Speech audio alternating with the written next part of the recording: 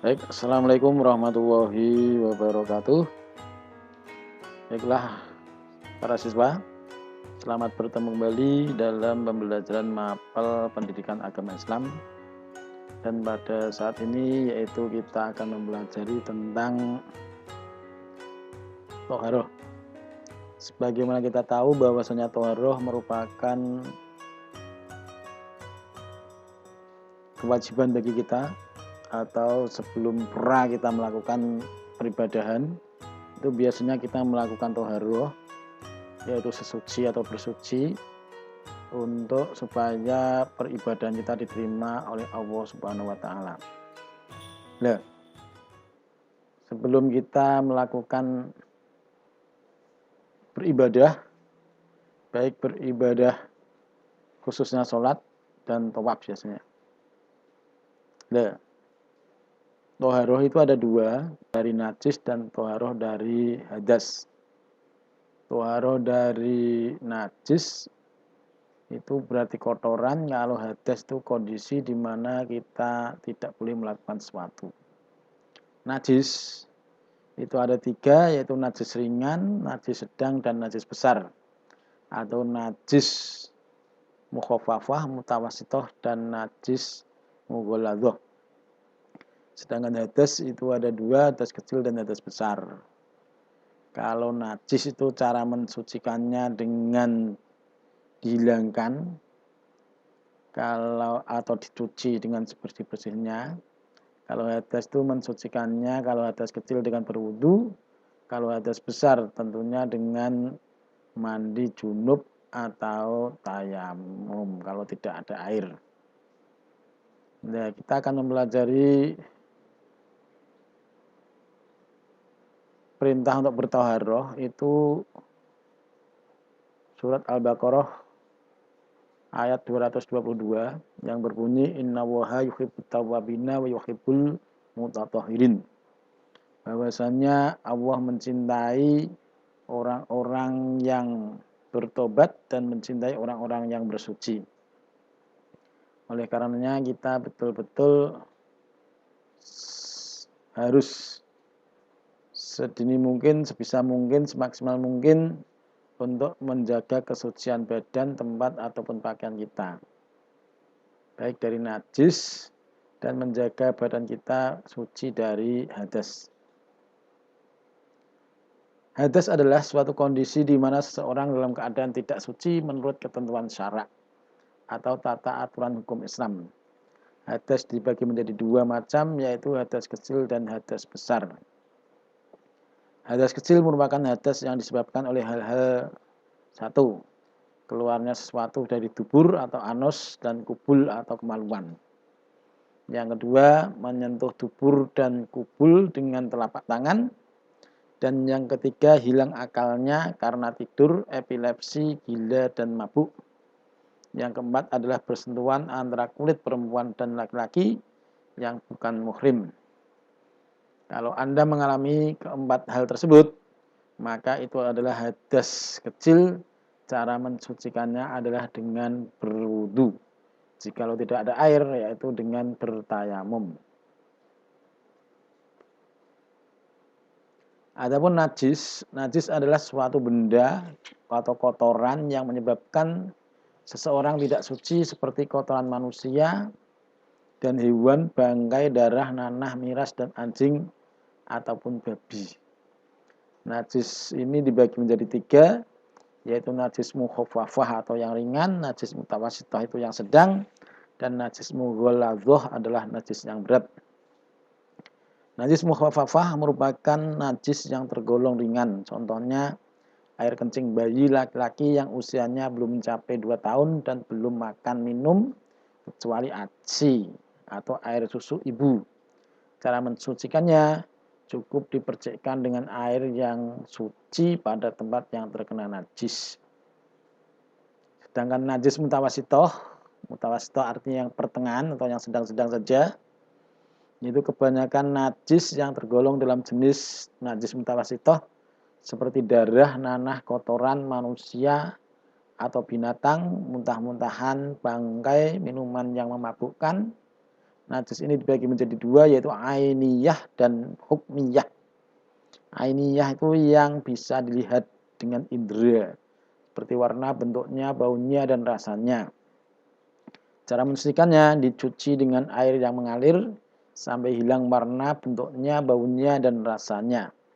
Najis mutawasitoh, hukmiyah, itu najis yang tidak dapat diketahui dengan indera, seperti warna, bentuknya, baunya, atau rasanya. Namun kita yakin najis tersebut ada seperti percikan air kencing pada celana. Cara mensucikannya dicuci dengan air yang mengalir tanpa harus hilang warna, bentuknya, rasanya karena tidak nyata ataupun baunya. Sedangkan najis mughaladzah, yaitu najis yang paling berat, yang tergolong berat, yaitu najis yang bersumber dari anjing dan babi, baik jilatannya, air kencing, kotoran, daging, tulang, darah maupun bangkainya. Cara mensucikannya dicuci dengan air yang suci sebanyak 7 kali dan salah satunya harus dicampur tanah atau debu yang suci. Nah, perbedaan hadas dengan najis. Kalau hadas itu berupa perbuatan atau tindakan, sedangkan najis berupa benda di luar tubuh. Contoh, hadas adalah buang air kecil, buang angin, buang air besar, menyentuh kemaluan dan tubur, tidur mengeluarkan darah haid atau datang bulan, dan nifas, itu adalah termasuk hadas. Pembagiannya ada hadas kecil, ada hadas besar. Cara mensucikannya dengan wudhu, mandi wajib, dan tayamum. Sedangkan najis, contohnya air kencing, nanah, darah, termasuk darah haid, kotoran kucing, bangkai, dan sebagainya. Pembagiannya ada mukhafafah, mutawasitoh, dan mughaladhoh. Cara mensucikannya yaitu dicuci sebanyak 7 kali. Salah satunya yaitu dengan memakai debu atau tanah. Adapun perintah untuk berwudu itu dalam surat Al-Maidah ayat 6, yang artinya, wahai orang-orang yang beriman, apabila kamu hendak melaksanakan sholat, maka basuhlah wajahmu dan tanganmu sampai ke siku dan sapulah kepalamu atau basuh kedua kakimu sampai kedua mata kakimu. Pengertian wudhu. Wudhu adalah sebuah ibadah ritual untuk mensucikan diri dari hadas kecil dengan menggunakan media air. Itu adalah cara wudhu atau perintah wudhu. Adapun sunah-sunah wudhu itu banyak sekali. Membaca basmalah sebelum wudhu, membasuh kedua tangan sampai pergelangan tangan, kemudian berkumur-kumur, istinsyak, dan istinsor,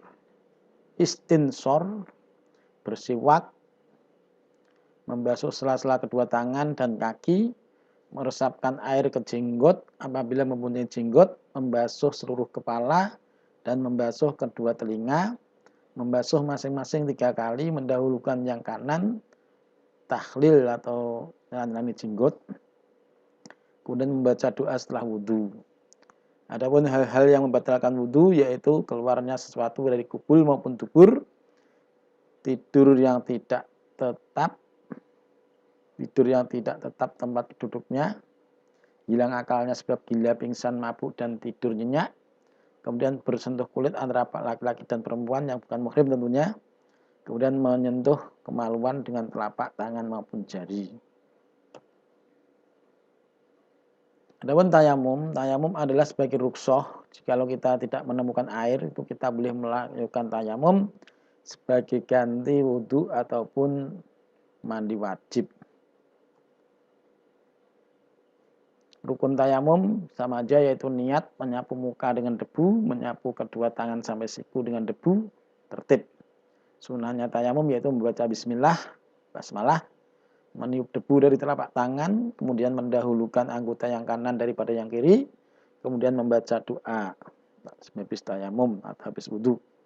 Hal-hal yang membatalkan tayamum: melihat air sebelum sholat kecuali yang bertayamum karena sakit. Semua hal yang membatalkan wudhu adalah membatalkan tayamum. Kemudian menyentuh kemaluan atau dubur dengan telapak tangan, dan murtad.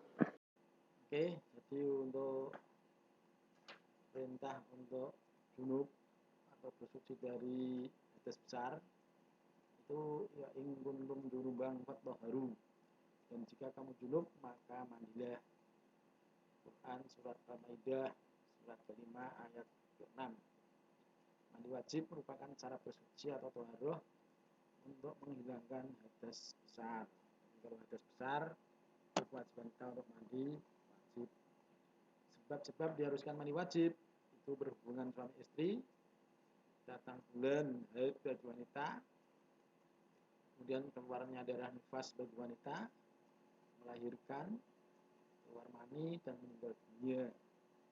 Sedangkan rukun mandi wajib itu niat, mengalirkan dan membasuh air ke seluruh tubuh, meratakan. Sunnah-sunnah mandi wajib banyak sekali, antara lain yaitu membaca bismillah, mencuci kedua tangan dan kaki, mencuci dua kemaluan, membersihkan najis, sela-sela rambut, membasahi seluruh badan untuk sebelum mandi, menggosok badan hingga bersih dari segala kotoran, mendahulukan anggota badan yang kanan, menghadap kiblat sewaktu mandi, kemudian membasuh badan sampai 3 kali, kemudian membaca doa seperti membaca doa sedang wudu, tertib yang terakhir. Kemudian larangan orang yang berhadas besar itu sholat, tawaf, memegang mushaf, iktikaf, khusus wanita yang haid dan nifas, dilarang berhubungan intim dan berpuasa. Kemudian sujud tilawah itu bagi larangan bagi orang-orang yang berhadas besar. Kemudian tata cara mandi wajib itu yang pertama berwudu, yang kedua berniat mandi wajib dengan membaca niatnya, atau di dalam hati juga nggak apa-apa. Mencuci kedua telapak tangan sambil membaca basmalah, bismillah, mencuci atau membersihkan kemaluan dengan tangan kiri, menyela-nyela jemari tangan dan menuangkan air ke atas kepala sebanyak 3 kali, meratakan air seluruh tubuh atau mandi ke seluruh tubuh atau mandi, dan membasuh kedua kaki dan melakukan wudhu yang kedua. Kemudian berdoa setelah wudhu. Kemudian manfaat toharoh dalam kehidupan. Bertoharoh mengarahkan setiap muslim untuk menjaga kebersihan dan kesucian. Jadi kalau bersih dan suci itu indah, suci dan bersih itu sehat. Insya Allah kita dengan bertoharoh, badan kita menjadi suci, menjadi sehat, menjadi bersih. Dan yang kedua akan merasa percaya diri jika berkumpul dengan orang lain. Dan yang ketiga menjaga kebersihan dan kesucian semata-mata karena Allah Subhanahu wa taala akan mendapatkan pahala yang jelas. Pembelajaran tentang toharoh jadi tolong dipelajari dengan sungguh-sungguh, karena amal ibadah kita mungkin bisa tidak diterima karena kita belum bersuci atau belum masih kotor, sehingga kita harus bersuci baik dari hadis, dari najis, dan bersuci dari hadas, baik hadas kecil, hadas besar, najis ringan, sedang maupun berat. Dan Anda masih perlu belajar lagi, tolong dikerjakan LKS modul ataupun latihan yang ada di dalam buku paket. Kemudian selanjutnya kita akan pelajari materi pembelajaran yang berikutnya. Tapi tolong dipelajari dengan sungguh-sungguh bab tentang toharoh ini, karena awal dari ibadah biasanya adalah dimulai dengan bersuci atau toharoh. Kita akhiri pembelajaran kita dengan membaca alhamdulillah bersama. Alhamdulillahirrahmanirrahim. Kurang lebihnya mohon maaf. Kita akhiri. Wassalamualaikum warahmatullahi wabarakatuh.